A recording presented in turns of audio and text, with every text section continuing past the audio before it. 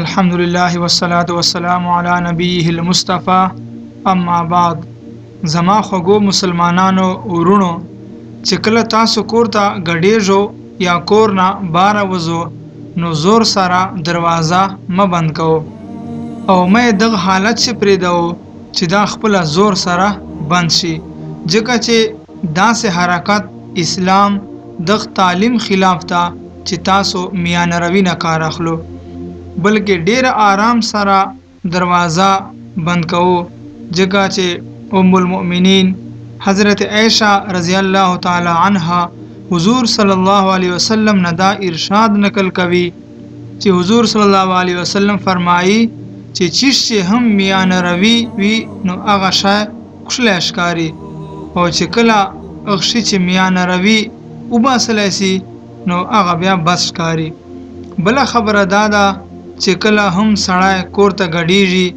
یا باره کور نه وځي نو دی د مسلمانانو او اسلام والسلام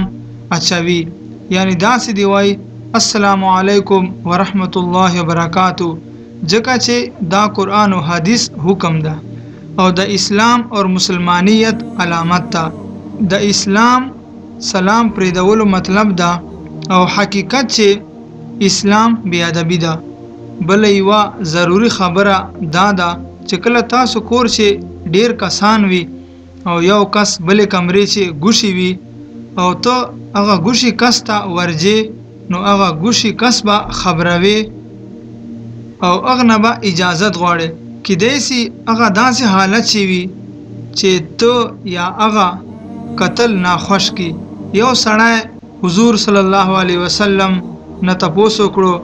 چې زه کله خپلې مور ته ورځه نو هغه نه هم اجازت غواړم. حضور صلی الله علیه وسلم ورته وفرمایل جی هغه نه اجازت غواړه. هغه سړي ورته وویل چې یا رسول الله زما مور خو ما سره کور چې یو ځای اوسیږي، نو حضور صلی الله علیه وسلم ورته وفرمایل بیا هم مور نه اجازت غواړه. عبدالله بن مسعود رضی الله تعالی عنه شجا حضرت زینب رضی الله تعالی عنها فرمایي چې عبدالله به کله کور ته راتلی نو دی به ټوخېدی، ځکه چې موږ داسې حالت چې نه وویني چې کوم حالت چې دته ناخوش وي. بله خبره دا ضروري ده چې کوم ځای سړی اوسیږي نو هغه ځای دې صفا کوي، ځکه چې اوزه کله چینیږي نو دا خپل وس مطابق جان ته ځای صفا کړي. که چیرې طلبه کرام په یوې کمرې چې اوسیږي